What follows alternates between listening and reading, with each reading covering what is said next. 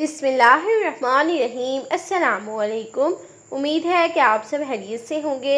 आज हम आपके लिए बहुत ही मज़ेदार से चाइना ग्रास रोज़ पुडिंग बनाकर तैयार करेंगे। बहुत ज़्यादा मज़ेदार बनकर तैयार होगा और बिल्कुल यूनिक स्टाइल में है और बहुत ही झटपट बनकर तैयार होने वाला है। तो आइए इस मज़ेदार सी रेसिपी को बनाना स्टार्ट करते हैं।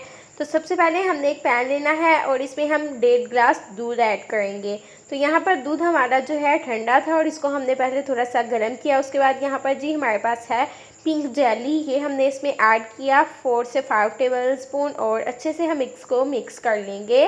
और इसी के साथ यहाँ पर जी चीनी हम इसमें शामिल कर लेंगे 3 टेबल स्पून। ज़्यादा चीनी ऐड नहीं करेंगे क्योंकि जेली में भी पहले से मीठा मौजूद होता है। तो अच्छे से हम इसको मिक्स करेंगे। तो यहाँ पर हमने एक कटोरी ली, इसमें हमने पानी शामिल किया और 2 टेबल स्पून हम इसमें कॉर्नफ्लोर ऐड करेंगे, कॉर्न सूप बनाने वाला, और अच्छे से मिक्स कर लेंगे ताकि कोई भी लम्स वगैरह ना रहे। और अब हम इसमें ऐड कर लेंगे कॉर्नफ्लोर वाले मिक्सचर को और अब हम इसको अगेन अच्छे से मिक्स कर लेंगे।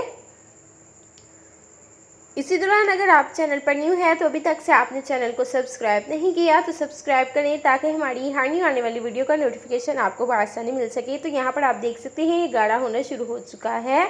यहाँ पर अगेन हमने थोड़ा सा पानी लिया, 1 टीस्पून हमने इसमें जेलेटिन ऐड किया। अगर आपके पास अवेलेबल है तो ऐड कर लीजिएगा, वरना आप स्किप भी कर सकते हैं, कोई इतना मसले की बात नहीं। तो ये हम इसमें शामिल करेंगे, अच्छे से मिक्स करेंगे और इसी तरह हम इसको 3 से 4 मिनट तक पकाते रहेंगे ताकि अच्छे से गाढ़ा हो जाए। तो यहाँ पर आप देख सकते हैं कि ये गाढ़ा हो रहा है, लेकिन हम इसको मज़ीद अच्छे से गाढ़ा कर लेंगे इसी तरह पकाते हुए।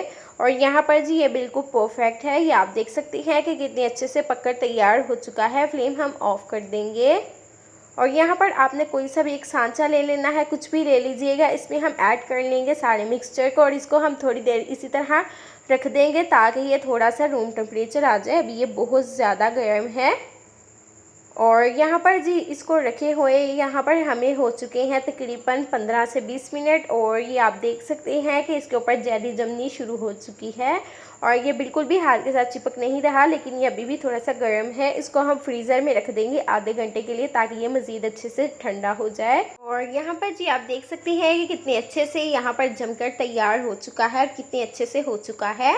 जब हम इसको उल्टा कर रहे हैं ना तो बिल्कुल भी इसके अंदर से नहीं गिर रहा। तो इसको हमने आधे घंटे के लिए ही फ्रीज़र में रखा था और ये बहुत ही अच्छे से बनकर तैयार हो चुका है। अब हम एक छुरी की मदद से इसके साइड्स पर लगा लेंगे ताकि ये से अलग हो जाए। और कुछ भी ले लीजिएगा, कोई प्लेट ले लें, ट्रे ले लें, उसके अंदर हम इसको ऐड कर लेंगे और अब हम आपको कटिंग कर दिखाएंगे। बहुत ही इजीली हो जाएगी, बहुत ही आराम से आप इसको कट कर सकते हैं और ये रेसिपी बहुत ज़्यादा टेस्टी है और बहुत ही यूनिक स्टाइल में है। इंशाल्लाह जब आप इसको खाएंगे ना आपको बहुत ज़्यादा पसंद आने वाली है। और मज़े की बात यह है कि जब आप ये मेहमानों को सर्व करेंगे ना इंशाल्लाह वो हैरान हो जाएंगे और इन्हें ये रेसिपी बहुत ज़्यादा पसंद आने वाली है। कोई हमने इसमें जेल फूड कलर या कुछ भी ऐड नहीं किया। ये आप देख सकते हैं कि कितनी मज़ेदार सी चंद चीज़ों से बनकर तैयार होने वाली हमारी रेसिपी है। आपके घर में ही मौजूद होंगी इंशाल्लाह ये सारी चीज़ें जो भी हमने इसमें ऐड की हैं। और यहाँ पर आप देख सकते हैं कि कितने अच्छे से ये कट हो रहा है, बहुत ज़्यादा टेस्टी है। इंशाल्लाह आपको आपकी फैमिली को बहुत ही ज़्यादा पसंद आएगा। ज़रूर ट्राई कीजिएगा। रेसिपी पसंद आए तो like share comment and subscribe करें। Thanks for watching.